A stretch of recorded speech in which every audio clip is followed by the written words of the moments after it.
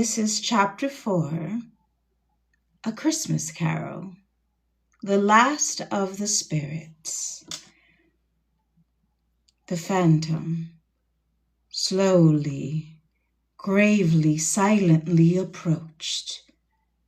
When it came near him, Scrooge bent down upon his knee, for in the very air through which the spirit moved, it seemed to scatter gloom and misery and mystery. It was shrouded in a deep black garment which concealed its head, its face, its form, and left nothing of it visible save one outstretched hand. But for this it would have been difficult to detach its figure from the night and separate it from the darkness by which it was surrounded. He felt that it was tall and stately when it came beside him, and that its mysterious presence filled him with a solemn dread. He knew no more, for the spirit neither spoke nor moved. I am in the presence of the ghost of Christmas yet to come, said Scrooge.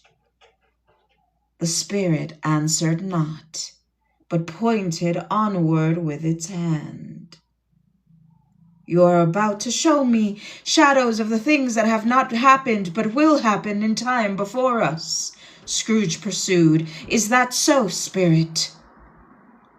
The upper portion of the garment was contracted for an instant in its folds, as if the spirit had inclined its head.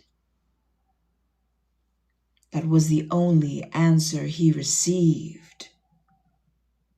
Although well used to ghostly company by this time, Scrooge feared the silent shape so much that his legs trembled beneath him, and he found that he could hardly stand when he prepared to follow it. The spirit paused a moment, as if observing his condition and giving him time to recover. But Scrooge was all the worse for this. It thrilled him with a vague, uncertain horror to know that behind the dusky shroud there were ghostly eyes intently fixed upon him, while he, though he stretched his own to the utmost, could see nothing but a spectral hand and one great heap of black. Ghost of the future, he exclaimed, I fear you more than any spectre I have seen, but as I know your purpose is to do me good, and as I hope to live to be another man from what I see, I am prepared to bear your company and do it with a thankful heart. Will you not speak to me? It gave him no reply. The hand was pointed straight before them. Lead on, said Scrooge, lead on. The night is waning fast, and it is precious time to me, I know. Lead on, spirit. The phantom moved away as it had come toward him. Scrooge followed in the shadow of its dress, which bore him up. He thought, and carried him along. They scarcely seemed to enter the city, for the city rather seemed to spring up about them and encompass them of its own act. But there they were, in the heart of it, on 'change, among the merchants who hurried up and down, chinked the money in their pockets, and conversed in groups, and looked at their watches, and trifled thoughtfully with their good gold seals, and so forth, as Scrooge had seen them often. The spirit stopped beside one little knot of businessmen, observing that the hand was pointed to them. Scrooge advanced to listen to their talk. No, said a great fat man with a monstrous chin, I do not know much about it either way. I only know he's dead. When did he die? Inquired another. Last night, I believe. Why, What was the matter with him? Asked a third, taking a vast quantity of snuff out of a very large snuff box. I thought he'd never die. God knows, said the first with a yawn. What has he done with his money? Said the red-faced gentleman with a pendulous excrescence on the end of his nose that shook like a gill of a turkey. I haven't heard, said the man with a large chin, yawning again. Left it to his company, perhaps. He hasn't left it to me. That's all I know. This pleasantry was received with a general laugh. It's likely to be a very cheap funeral, said the same speaker.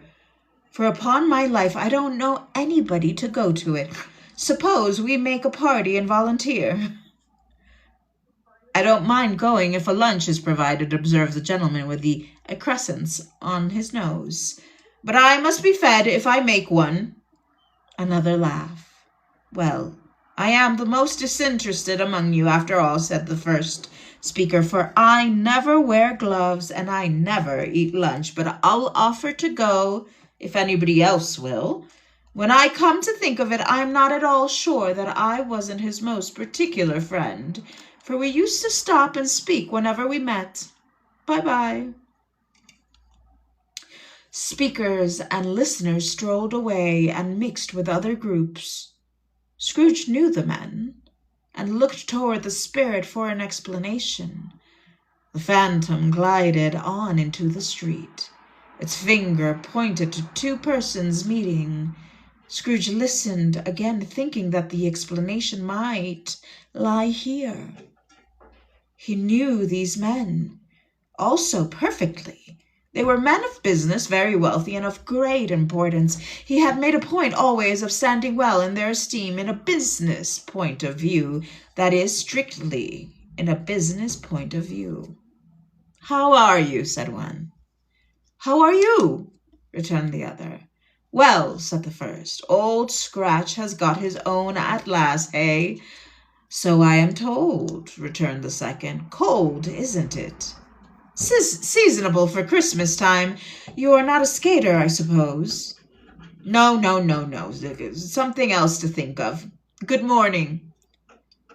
Not another word. That was their meeting, their conversation, their parting. Scrooge was at first inclined to be surprised that the spirit should attach importance to conversations apparently so trivial, but feeling assured that they must have some hidden purpose, he set himself to consider what it was likely to be. Give me 1 second. I am so sorry. I don't know why my cat is acting up this morning.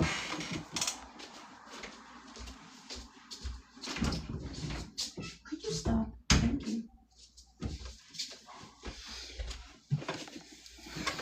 And I am back. They could scarcely be supposed to have any bearing on the death of Jacob, his old partner, for that was his past, and this ghost province was the future, nor could he think of any one immediately connected with himself to whom he could apply them. But nothing doubting that, to whomever they applied, they had some latent moral for his improvement, he resolved to treasure up every word he heard and everything he saw, and especially to observe the shadow of himself when it appeared. For he had an expectation that the conduct of his future self would give him the clue he missed, and would render the solution of these riddles easily. He looked about in that very place for his own image, but another man stood in his accustomed corner, and though the clock pointed his usual time of day for being there, he saw no likeness of himself among the multitudes that poured in through the porch. It gave him little surprise, however, for he had been revolving in his mind a change of his life, and thought and hoped he saw his newborn resolutions carried out in this. Quiet and dark, beside him stood the phantom with its outstretched hand when he roused himself from his thoughtful quest. He fancied, from the turn of the hand and its situation in reference to himself, that the unseen eyes were looking at him keenly. It made him shudder, and very cold. They left the busy scene and went into an obscure part of the town, where Scrooge had never penetrated before, although he recognized its situation and its bad repute. The ways were foul and narrow, the shops and houses wretched, the people half naked, drunken, slipshod, ugly. Alleys and archways, like so many cesspools, disgorged their offences of smell and dirt and life upon the straggling streets, and the whole quarter reeked with crime, with filth and misery. Far in this den of infamous resort, there was a low-browed, beetling shop, below a penthouse roof, where iron old rags, bottles, bones, and greasy offal were brought. Upon the floor within were piled up heaps of rusty keys, nails, chains, hinges, files, scales, weights, and refuse, iron of all kinds. Secrets that few would like to scrutinize were bred and hidden in mountains of unseemly rags, masses of corrupted fat, and sepulchres of bones. Sitting in among the wares he dealt in by a charcoal stove made of old bricks was a gray-haired rascal, nearly 70 years of age, who had screened himself from the cold air without by a frowsy curtaining of miscellaneous tatters, hung up a line, and smoked his pipe in all the luxury of calm retirement. Scrooge and Phantom came into the presence of this man, just as a woman with a heavy bundle slunk into the shop, but she had scarcely entered when another woman, similarly laden, came in too, and she was closely followed by a man faded in black, who was no less startled by the sight of them than they had been upon the recognition of each other. After a short period of blank astonishment in which the old man with a pipe had joined them, they all three burst into a laugh. "Let the charwoman alone to be the first," cried she who had entered first. "Let the laundress alone to be the second, and let the undertaker's man alone to be the third. Look here, old Joe, here's a chance. If we haven't all three met here without meaning it." "You couldn't have met in a better place," said old Joe, removing his pipe from his mouth. "Come into the parlor. You were made free of it long ago, you know, and the other two ain't strangers. Stop till I shut the door of the shop. Ah, how it squeaks! There isn't such a rusty bit of metal in the place as its own hinges, I believe, and I'm sure there is no such old bones here as mine." "We're all suitable to our calling. We're all well matched. Come into the parlor. Come into the parlor." The parlor was the space between the screen of rags.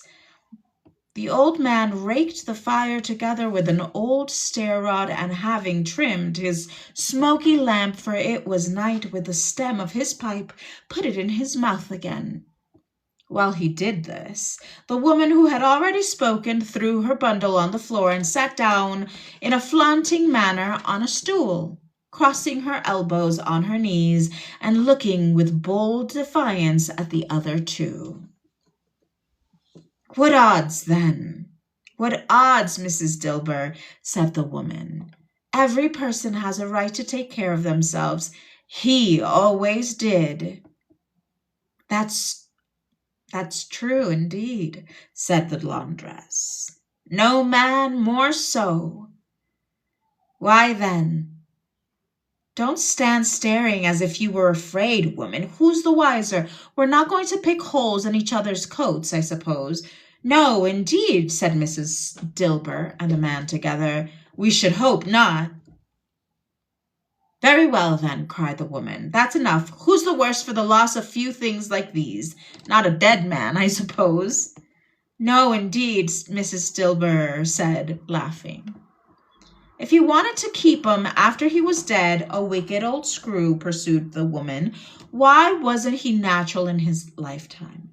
If he had been, he'd have had somebody to look after him when he was struck with death instead of lying gasping out his last there, alone, by himself. It's the truest word that it was ever spoken, said Mrs. Dilber. It's a judgment on him. I wish it was a little heavier judgment, replied the woman, and it should have been. You may depend upon it. If I could have laid my hands on anything else, open that bundle, old Joe, and let me know the value of it. Speak out plain. I'm not afraid to be the first, nor afraid to see them to see it. Nor afraid for them to see it. We knew pretty well that we were helping ourselves before we met here, I believe so. It's no sin. Open the bundle, Joe. But the gallantry of her friends would not allow of this, and the man in faded black, mounting the breach first, produced his plunder. It was not extensive, a seal or two, a pencil case, a pair of sleeve buttons, and a brooch of no great value were all. They were severely examined, and appraised by old Joe, who chalked the sums he was disposed to give for each upon the wall, and added them up in total when he found that there was nothing more to come. That's your account, said Joe, and I wouldn't give another sixpence if I was to be boiled for not doing it. Who's next? Mrs. Dilber was next. Sheets and towels, a little wearing apparel, 2 old-fashioned silver spoons, a pair of sugar tongs, and a few boots. Her account was stated on the wall in the same manner. I always give too much to ladies. It's a weakness of mine, and that's the way I ruin myself, said old Joe. That's your account. If you asked me for another penny and made it an open question, I'd repent of being so liberal and knock off half a crown. And now undo my bundle, Joe, said the first woman. Joe went down on his knees for a greater convenience of opening it, and having unfastened a great many knots, dragged out a large heavy roll of some dark stuff. What do you call this? Said Joe. Bed curtains? Ah, returned the woman, laughing and leaning forward on her crossed arms. Bed curtains. You didn't mean to say you took him down, rings and all, with him lying there, said Joe. Yes, I do, replied the woman. Why not? You were born to make your fortune, said Joe, and you'll certainly do it. I certainly shan't hold my hand when I can get anything in it by reaching out for the sake of such a man as he was. I promise you, Joe, returned the woman coldly. Don't drop that oil upon the blankets now. His blankets? Asked Joe. Whose else do you think? Replied the woman. He isn't likely to take cold without them, I dare say. I hope he didn't die of anything catching, eh? Said old Joe, stopping in his work and looking up. Don't be afraid of that, returned the woman. I ain't so fond of his company that I'd loiter about him for such things if he did. Ah, you might look through that shirt till your eyes ache, but you won't find a hole in it, nor a threadbare piece. It's the best he had, and a fine one, too. You'd have wasted it if it hadn't been for me. What do you call wasting of it? Asked Joe. Putting it on him to be buried in, to be sure, replied the woman with a laugh. Somebody was fool enough to do it, but I took it off again. If calico ain't good enough for such a purpose, it isn't good enough for anything. It's quite as becoming to the body. He can't look uglier than he did in that one. Scrooge listened to this dialogue in horror as they sat, grouped about their spoil in the scanty light afforded by the old man's lamp. He viewed them with a detestation and disgust which could hardly have been greater, though they had been obscene demons marketing the corpse itself. Laughed the same woman when old Joe, producing a flannel bag with money in it, told out their several gains upon the ground. This is the end of it, you see. He frightened every one away from him when he was alive to profit us when he was dead. Spirit, said Scrooge, shuddering from head to toe. I see the case of this unhappy man might be my own. My life tends that way now. Merciful heaven, what is this? He recoiled in terror, for the scene had changed, and now he almost touched a bed, a bare, uncurtained bed, on which beneath a ragged sheet there lay something covered up, which, though it was dumb, announced itself in awful language. The room was very dark, too dark to be observed with any accuracy, though Scrooge glanced round it in obedience to see a secret impulse, anxious to know what kind of room it was. A pale lighting, rising in the outer air, fell straight upon the bed, and on it, plundered and bereft, unwatched, unwept, uncared for, was the body of this man. Scrooge glanced towards the phantom. Its steady hand pointed to the head. The cover was so carelessly adjusted that the slightest raising of it, the motion of a finger upon Scrooge's part, would have disclosed the face. He thought of it, felt how easy it would be to do, and longed to do it, but he had no more power to withdraw the veil than to dismiss the spectre at his side. O cold, cold, rigid, dreadful death, set up thine altar here, and dress it with such terrors as thou hast at thy command. For this is thy dominion. But of the loved, revered, and honored head thou canst not turn one hair to thy dread purposes, or make one feature odious. It is not that the hand is heavy and will fall down when released. It is not that the heart and pulse are still, but that the hand was open, generous, and true, the heart brave, warm, and tender, and the pulse a man's. Strike, shadow, strike, and see his good deeds springing from the wound to sow the world with life immortal. No voice pronounced those words in Scrooge's ears, and yet he heard them when he looked upon the bed. He thought, if this man could be raised up now, what would be his foremost thoughts? Avarice, hard dealing, gripping cares? They have brought him to a rich end, truly. He lay in the dark, empty house with not a man, a woman, or a child to say he was kind to me in this or that, and for a memory of one kind word, I will be kind to him. A cat was tearing at the door, and there was in a sound of gnawing rats beneath the hearthstone. What they wanted in the room of death, and why they were so restless and disturbed, Scrooge did not dare to think. Spirit, he said, this is a fearful place, and leaving it I shall not leave its lesson. Trust me, let us go. Still, the ghost pointed with an unmoved finger to the head. I understand you, Scrooge returned, and I would do it if I could, but I have not the power, Spirit. I have not the power. Again it seemed to look upon him. If there is any person in the town who feels emotion caused by this man's death, said Scrooge, quite agonized, show that person to me, Spirit, I beseech you.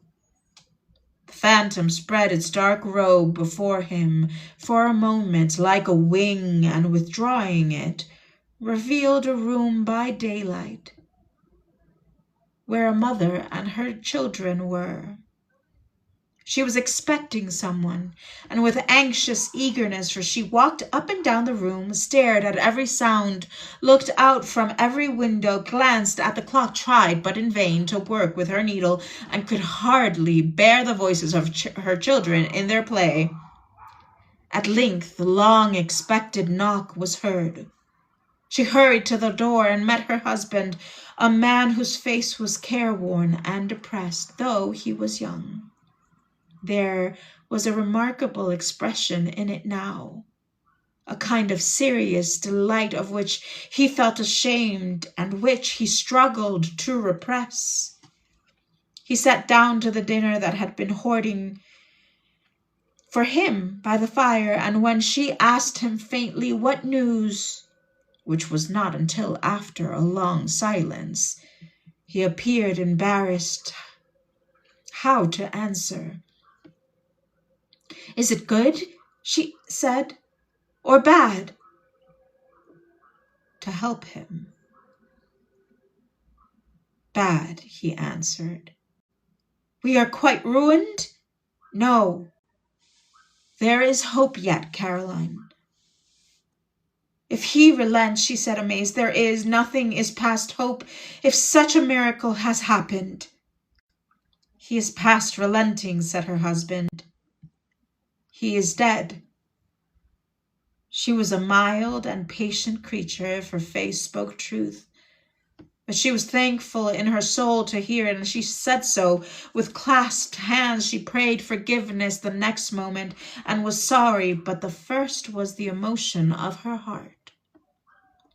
What the half-drunken woman whom I told you of last night said to me, when I tried to see him and obtain a week's delay, and that I thought was a mere excuse to avoid me, turns out to have been quite true. He was not only very ill, but dying then. To whom will our debt be transferred? I don't know. But before that time we shall be ready with the money, and even though we were not, it would be bad fortune indeed to find so merciless a creditor in his successor. We may sleep tight. We may sleep well tonight with light hearts, Caroline. Yes, soften it as they would, their hearts were lighter. The children's faces, hushed and clustered round to hear what they so little understood, were brighter, and it was a happier house for this man's death. The only emotion that the ghost could show him, caused by the event, was one of pleasure. "Let me see some tenderness connected with the death," said Scrooge, "or that dark chamber spirit which we left just now will be forever present to me." The ghost conducted him through several streets familiar to his feet, and as they went along, Scrooge looked here and there to find himself, but nowhere was he to be seen. They entered poor Bob Cratchit's house, the dwelling he had visited before, and found the mother and the children seated around the fire. Quiet, very quiet. The noisy little Cratchits were still as statues in one corner, and sat looking up at Peter, who had a book before him. The mother and her daughters were engaged in sewing, but surely they were quiet. And he took a child and set him in the midst of them. Where had Scrooge heard those words? And he took a child and set him in the midst of them. He had not dreamed them. The boy must have read them out loud as he and the spirit crossed the threshold. Why did he not go on? The mother laid her work upon the table and put her hand up to her face. "The color hurts my eyes," she said. "The color? Ah, poor Tiny Tim." "They're better now again," said Cratchit's wife. "It makes them weak by candlelight, and I wouldn't show weak eyes to your father when he comes home for the world." It must be near his time." "Past it, rather," Peter answered, shutting up his book, "but I think he has walked a little slower than he used to. These last few evenings, Mother." They were very quiet again. At last she said, and in a steady, cheerful voice that only faltered once, I have known him walk with Tiny Tim upon his shoulders very fast indeed." "And so have I," cried Peter. "Often." "And so have I," exclaimed another. So had all. "But he was very light to carry," she resumed, intent upon her work, "and his father loved him so that it was no trouble, and there is your father at the door." She hurried out to meet him, and little Bob in his comforter, he had need of it, poor fellow, came in. His tea was ready for him on the hob, and they all tried who should help him to its most. Then the two young Cratchits got upon their knees and laid each child a little cheek against his face, as if they said, "Don't mind it, father, don't be grieved." Bob was very cheerful with them and spoke pleasantly to all the family. He looked at the work upon the table and praised the industry and speed of Mrs. Cratchit and the girls. They would be done long before Sunday, he said. "Sunday? You went today, then, Robert?" said his wife. "Yes, my dear," turned Bob. "I wish you could have gone. It would have done you good to see how green a place it is, but you'll see it often. I promised him that I would walk there on Sunday. My little child," cried Bob. "My little child." He broke down all at once. He couldn't help it. If he could have helped it, he and his child would have been farther apart, perhaps, than there they were. He left the room and went upstairs into the room above, which was lighted cheerfully and hung with Christmas. There was a chair set close beside the child, and there were signs of someone having been there lately. Poor Bob sat down in it, and when he had thought a little and composed himself, he kissed the little face.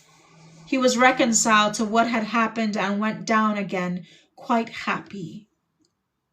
They drew about the fire and talked, the girls and mother working still. Bob told them of the extraordinary kindness of Mr. Scrooge's nephew, whom he had scarcely seen but once, and who, meeting him in the street that day and seeing that he looked just a little down, you know, said Bob, inquired what had happened to distress him. On which, said Bob, for he is the pleasantest spoken gentleman you ever heard, I told him, "I am heartily sorry for it, Mr. Cratchit," he said, "and heartily sorry for your good wife. By the by, how he ever knew that, I don't know." "Knew what, my dear?" "Why, that you were a good wife," replied Bob. "Everybody knows that," said Peter. "Very well observed, my boy," cried Bob. "I hope they do. Heartily sorry," he said, "for your good wife." "If I can be of service to you in any way," he said, giving me his card, "that's where I live. Pray come to me." "Now, it wasn't," cried Bob, "for the sake of anything he might be able to do for us, so much for his kind way, that this was quite delightful. It really seemed as if he had known our Tiny Tim and felt with us." "I'm sure he's a good soul," said Mrs. Cratchit. "You would be sure of it, my dear," returned Bob. "If you saw and spoke to him, I shouldn't be at all surprised. Mark what I say, if he got Peter a better situation." "Only hear that, Peter," said Mrs. Cratchit. "And then," cried one of the girls, "Peter will be keeping company with someone and setting up for himself?" "Get along with you," reported Peter, grinning. "It's just as likely as not," said Bob. One of these days, though there's plenty of time for that, my dear.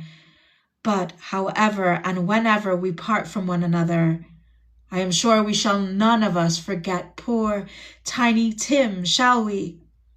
Or this first parting that there was amongst us. Never, father, cried they all.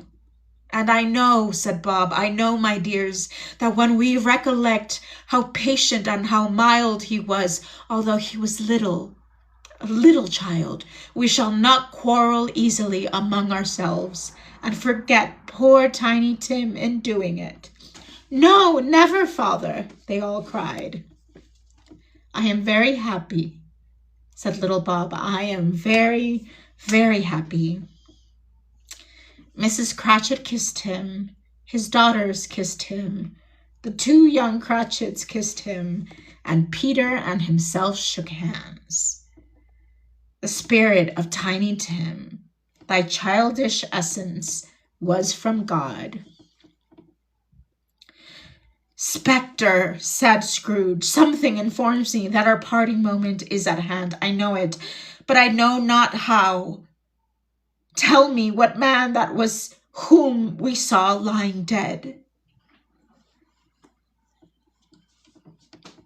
The ghost of Christmas yet to come conveyed him as before, though at a different time he thought, indeed, there seemed no order in these latter visions, save that they were in the future into the resorts of businessmen, but showed him not himself indeed. The spirit did not stay for anything, but went straight on as to the end just now desired, until besought by Scrooge to tarry for a moment. This court, said Scrooge, through which we hurry now, is where my place of occupation is, and has been for a length of time. I see the house. Let me behold what I shall be in days to come. The spirit stopped, and the hand was pointed elsewhere. The house is yonder, Scrooge exclaimed. Why do you point away? The inexorable figure underwent no change. Scrooge hastened to the window of his office and looked in. It was an office still, but not his. The furniture was not the same, and the figure in the chair was not himself. The phantom pointed as before. He joined it once again, and wondering why and whither he had gone, accompanied it until they reached an iron gate. He paused to look round before entering a churchyard. Here, then, the wretched man whose name he had now to learn lay under the ground. It was a worthy place, walled in by houses, overrun by grass and weeds, the growth of vegetation's death, not life, choked up with too much burying, fat with repleted appetite, a worthy place. The spirit stood among the graves and pointed down to one. He advanced towards it, trembling. The phantom was exactly as it had been, but he dreaded that he saw a new meaning in its solemn shape. Before I draw near to that stone to which you point, said Scrooge, answer me one question. Are these the shadows of the things that will be, or are they shadows of the things that may be only? Still the ghost pointed downward to the grave by which it stood. Men's courses will foreshadow certain ends to which, if persevered in, they must lead, said Scrooge. But if the courses be departed from, the ends will change. Say it is thus. Say it is thus with what you show me. The spirit was immovable as ever. Scrooge crept toward it, trembling as he went, and followed the finger read upon the stone of the neglected grave his own name. Ebenezer Scrooge. "Am I that man who lay upon the bed?" he cried upon his knees. The finger pointed from the grave to him and back again. "No, spirit, oh, no, no!" The finger still was there. "Spirit," he cried, tight clutching at its robe, "hear me. I am not the man I was. I will not be the man I must have been for this intercourse. Why show me this if I am past all hope?" For the first time the hand appeared to shake. "Good spirit," he pursued, as down upon the ground he fell before it, "your nature intercedes for me and pities me. Assure me that I yet may change these shadows you have shown me by an altered life." The kind hand trembled. "I will honor Christmas in my heart and try to keep it all year. I will live in the past, present, and the future. The spirits of all three shall strive within me. I will not shut out the lessons that they teach. Oh, tell me I may sponge away the writing on this stone." In his agony, he caught the spectral hand. It sought to free itself, but he was strong in his entreaty and detained it. The spirit, stronger yet, repulsed him. Holding up his hands and a last prayer to have his fate reversed, he saw an alteration in the phantom's hood and dress. It shrunk, collapsed, and dwindled down into a bedpost.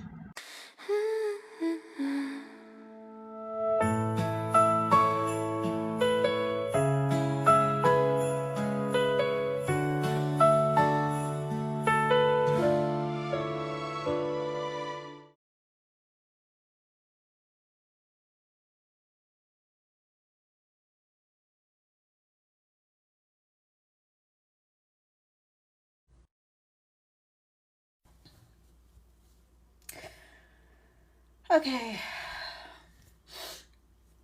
A Christmas Carol by Charles Dickens. Stave 5. The end of it. Yes. And the bedpost was his own. The bed was his own. The room was his own. Best and happiest of all the time before him was his own to make amends in. "I will live in the past, the present, and the future," Scrooge repeated as he scrambled out of bed. "The spirit of all three shall strive within me. Oh, Jacob Marley, heaven and the Christmas time, to be praised for this. I say it on my knees, old Jacob, on my knees." He was so fluttered and so glowing with his good intentions that his broken voice would scarcely answer to his call. He had been sobbing violently in his conflict with the spirit, and his face was wet with tears. "They are not torn down," cried Scrooge, folding one of his bed curtains in his arms. "They are not torn down, rings and all. They are here. I am here. The shadows of the things that would have been may be dispelled. They will be. I know they will." His hands were busy with his garments all this time, turning them inside out, putting them upside down, tearing them, mislaying them, making them parties to every kind of extravagance. "I don't know what to do," cried Scrooge, laughing and crying in the same breath, and making a perfect lacoon of himself with his stockings. "I am as light as a feather. I am as happy as an angel. I am as merry as a schoolboy. I am as giddy as a drunken man. A Merry Christmas to everybody. A Happy New Year to all the world. Hello there! Whoop! Hello!" He had frisked into the sitting room and was now standing there perfectly winded. "There's the saucepan that the gruel was in," cried Scrooge, starting off again, and going round the fireplace. There's the door by which the ghost of Jacob Marley entered. There's the corner where the ghost of Christmas present sat. There's the window where I saw the wandering spirit. It's all right. It's all true. It all happened. Really, for a man who had been out of practice for so many years, it was a splendid laugh. A most illustrious laugh, the father of a long, long line of brilliant laughs. I don't know what day of the month it is, said Scrooge. I don't know how long I have been among the spirits. I don't know anything. I'm quite a baby. Never mind. I don't care. I'd rather be a baby. Hello. Whoop. Hello. Hello here. He was checked in his transport by the churches ringing out the lustiest peals he had ever heard. Clash, clash, hammer, ding, dong, bell. Oh, glorious, glorious. Running to the window, he opened it and put out his head. No fog, no mist. Clear, bright, jovial, stirring, cold, cold, piping for the blood to dance to. Oh, golden sunlight, heavenly sky, sweet fresh air, merry bells. Oh, glorious, glorious. What's today? Cried Scrooge, calling down to a boy in Sunday clothes who perhaps had loitered in to look about him. Eh? Returned the boy with all his might of wonder. What's today, my fine fellow? Said Scrooge. Today? Replied the boy. Why, Christmas Day. It's Christmas Day, said Scrooge to himself. I haven't missed it. The spirits have done it all in one night. They can do anything they like. Of course they can. Of course they can. Hello, my fine fellow. Hello, returned the boy. Do you know the Poulter's in the next street but one at the corner? Scrooge inquired. I should hope I did, replied the lad. An intelligent boy, said Scrooge. A remarkable boy. Do you know whether they've sold the prize turkey that was hanging up there? Not the little prize turkey, the big one. What, the one as big as me? Returned the boy. What a delightful boy, said Scrooge. It's a pleasure to talk to him. Yes, my buck. It's hanging there now, replied the boy. Is it? Said Scrooge. Go and buy it. Walker! Exclaimed the boy. No, no, said Scrooge. I am in earnest. Go and buy it, and tell them to bring it here, that I may give them the directions where to take it. Come back with a man, and I'll give you a shilling. Come back with him in less than 5 minutes, and I'll give you half a crown. The boy was off like a shot. He must have had a steady hand at a trigger who would have got a shot half as fast. I'll send it to Bob Cratchit's, whispered Scrooge, rubbing his hands and splitting with a laugh. He shan't know who sends it. It's twice the size of Tiny Tim. Joe Miller never made such a joke as sending it to Bob's Wilby. The hand in which he wrote the address was not a steady one, but write it he did, somehow, and went downstairs to open the street door, ready for the coming of the Poulter's man. As he stood there waiting his arrival, the knocker caught his eye.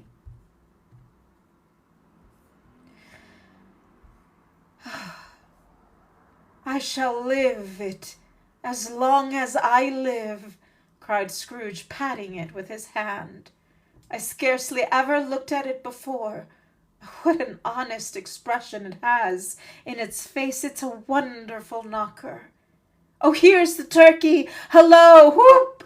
How are you? Merry Christmas. Oh, it was a turkey. He never could have stood upon his leg, that bird. He would have snapped him short off in a minute, like sticks of sealing wax. Why, it's impossible to carry that to Camden Town, said Scrooge. You must have a cab. The chuckle with which he said this, and the chuckle with which he paid for the turkey, and the chuckle with which he paid for the cab, and the chuckle with which he recompensed the boy were only to be exceeded by the chuckle with which he sat down breathless in his chair again and chuckled till he cried.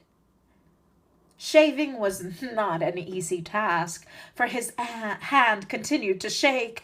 Very, very much shaving, of course, requires attention, even when you don't dance while you are at it. But if he had cut the end of his nose off, he would have put a piece of sticking plaster over it and been quite satisfied. He dressed himself all in his best, and at last got out into the streets. The people were by this time pouring forth, as he had seen them with a ghost of Christmas present, and walking with his hands behind, Scrooge regarded every one with a delighted smile. He looked so irresistibly pleasant, in a word, that 3 or 4 good-humorous fellows said, "Good morning, sir, a Merry Christmas to you." And Scrooge said often afterward that of all the blithe sounds he had ever heard, those were the blithest in his ears. He had not gone far, when coming on toward him he beheld the portly gentleman who had walked into his counting-house the day before, and said, "Scrooge and Marley's, I believe." It sent a pang across his heart to think how this old gentleman would look upon him when they met. But he knew what path lay straight before him, and he took it. "My dear sir," said Scrooge, quickening his pace and taking the old gentleman by both his hands, "how do you do? I hope you succeeded yesterday. It was very kind of you. A Merry Christmas to you, sir." "Mr. Scrooge?" "Yes," said Scrooge. "That is my name, and I fear it may not be pleasant to you. Allow me to ask your pardon, and I will have the goodness—" Here Scrooge whispered in his ear.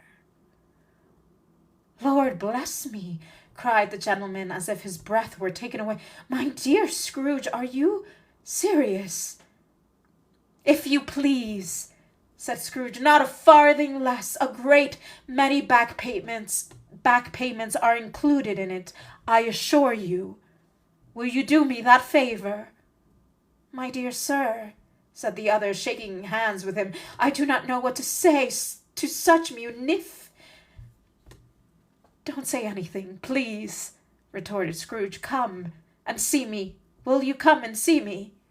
"I will," cried the gentleman, and it was clear he meant to do it. "Thank thee," said Scrooge. "I am much obliged to you. I thank you 50 times. Bless you." He went to church and walked about the streets and watched the people hurrying to and fro, and patted the children on the head, and questioned beggars, and looked down into the kitchens and houses and up the windows, and found that everything could yield him pleasure. He had never dreamed that any walk, that anything, could give him so much happiness. In the afternoon he turned his steps towards his nephew's house. He passed the door 12 times before he had the courage to go up and knock. But he made a dash and did it. "Is your master at home, my dear?" said Scrooge to the girl. Nice girl, very. "Yes, sir."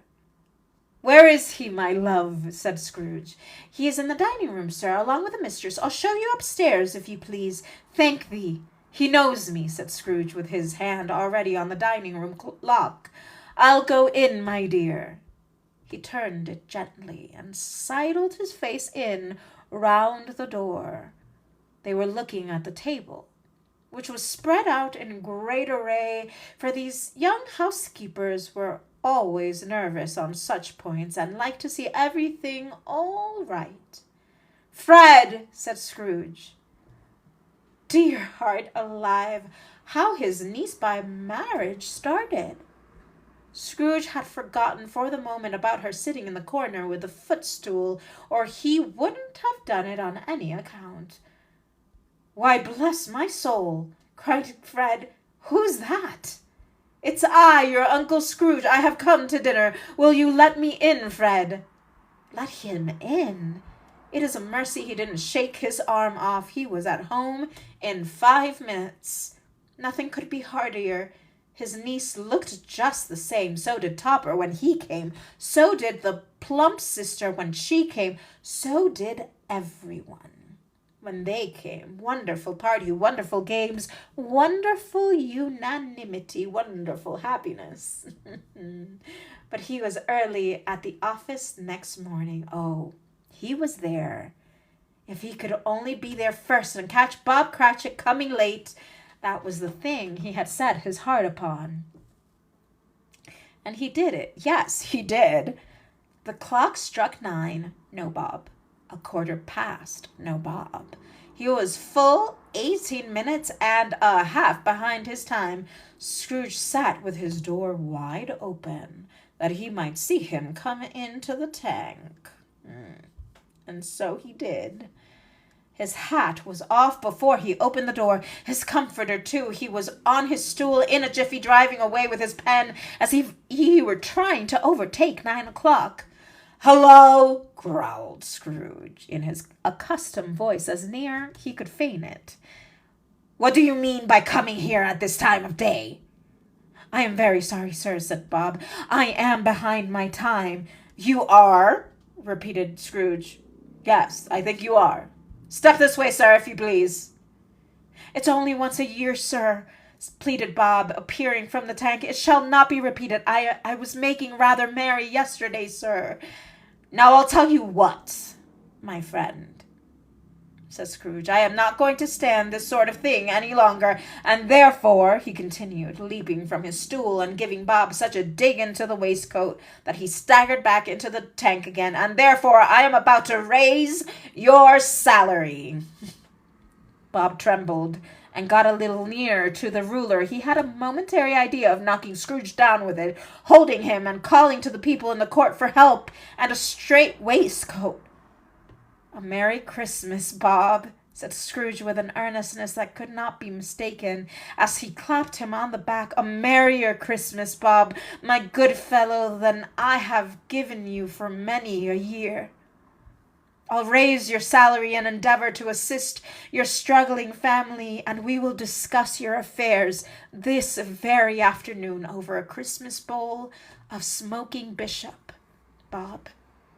Make up the fires and buy another coal scuttle before you dot another I, Bob Cratchit."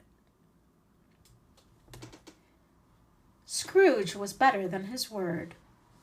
He did it all, and infinitely more, and Tiny Tim, who did not die, he was a second father to. He became as good a friend, as good a master, and as good a man as the good old city knew, or any other good old city, town, or borough in the good old world. Some people laughed to see the alteration in him, but he let them laugh, and little heeded them, for he was wise enough to know that nothing ever happened on this globe for good at which some people did not have their fill of laughter in the outset. And knowing that such as these would be blind anyway, he thought it was quite as well that they would wrinkle up their eyes in grins, and as have the malady in less attractive forms. His own heart laughed, and that was quite enough for him. He had no further intercourse with spirits, but lived upon the total abstinence principle ever afterward, and it was always said of him that he knew how to keep Christmas well, if any man alive possessed the knowledge. May that be truly said of us and all of us. And so, as Tiny Tim observed, God bless us, every one. The end. Thank you for those that came for Stave 5, Chapter 5 of A Christmas Carol.